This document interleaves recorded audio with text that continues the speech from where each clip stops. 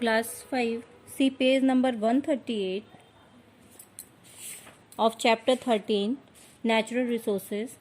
Now we will study about forest conservation.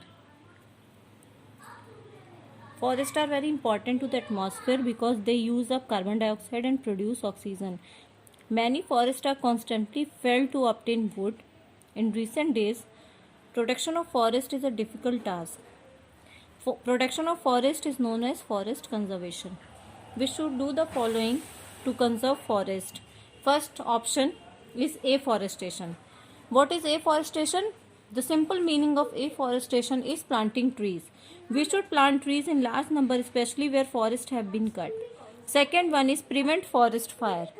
Fire should not be there in the forest. Sometimes forests catch fire and burn the entire vegetation. To prevent such a fire, we should be careful while lighting a bonfire or using matchstick in the forest. Third one is prevent overgrazing. Overgrazing by cattle should be prevented. Now, water conservation. About 70 to 75% of earth is covered with water. And water is available in the form of oceans, seas, rivers, lakes, ponds, wells, polars, ice caps, water vapor. And water is a renewable resource as it cycles from the land to the atmosphere and comes back in the form of rain or snow. However, a step to conserve water is the step to secure the future.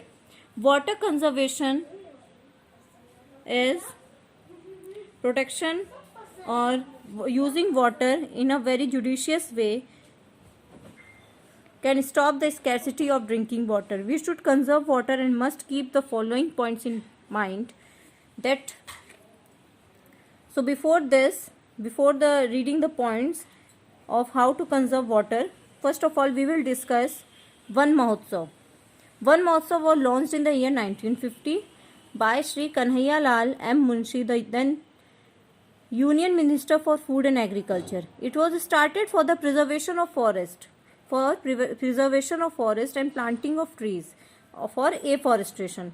Tree means water, water means bread, and bread is life. What is this? Tree means water, water means bread, and bread is life. It was also hoped that it would create tree consciousness among the people.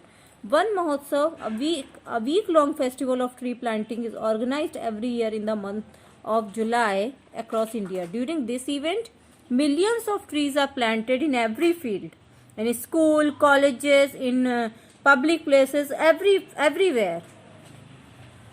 Now, we will study about how to conserve water. There are several points how water can be conserved. Like turn the tap off when not in use. We should close the tap when water is not in use, especially when you brush your teeth or wash your clothes. When you don't have the need of water, just close the tap.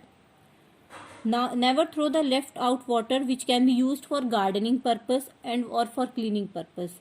Use minimum amount of water to bath. Use washing machines to wash clothes that doesn't consume much water.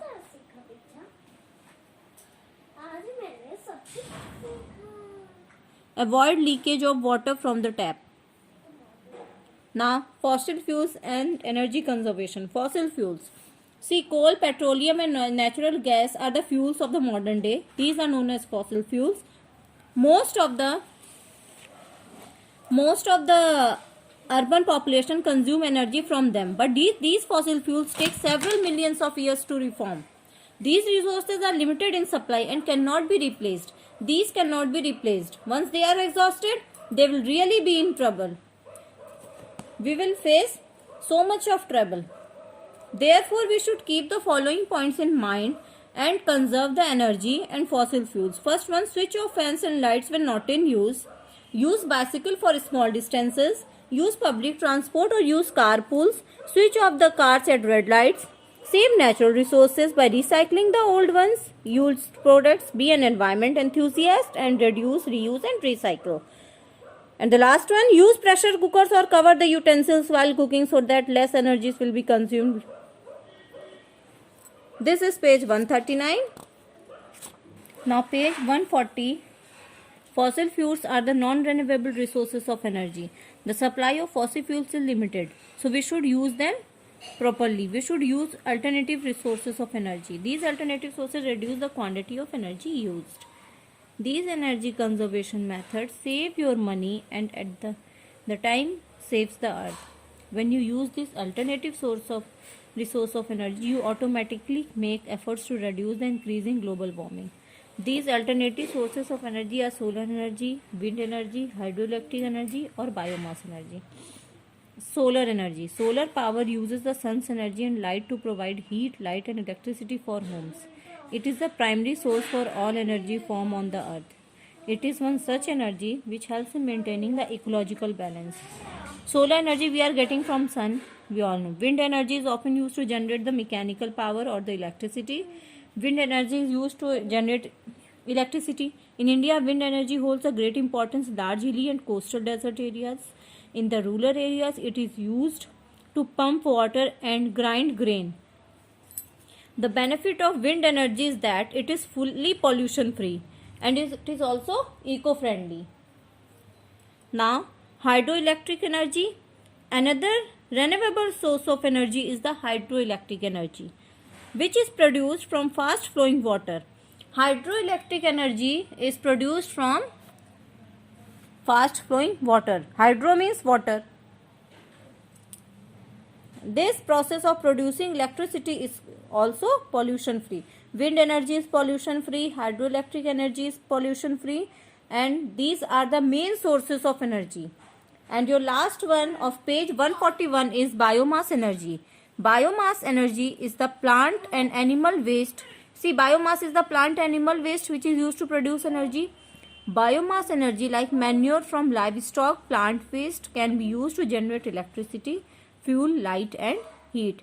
We get biomass energy directly from the plants and indirectly from the animal waste.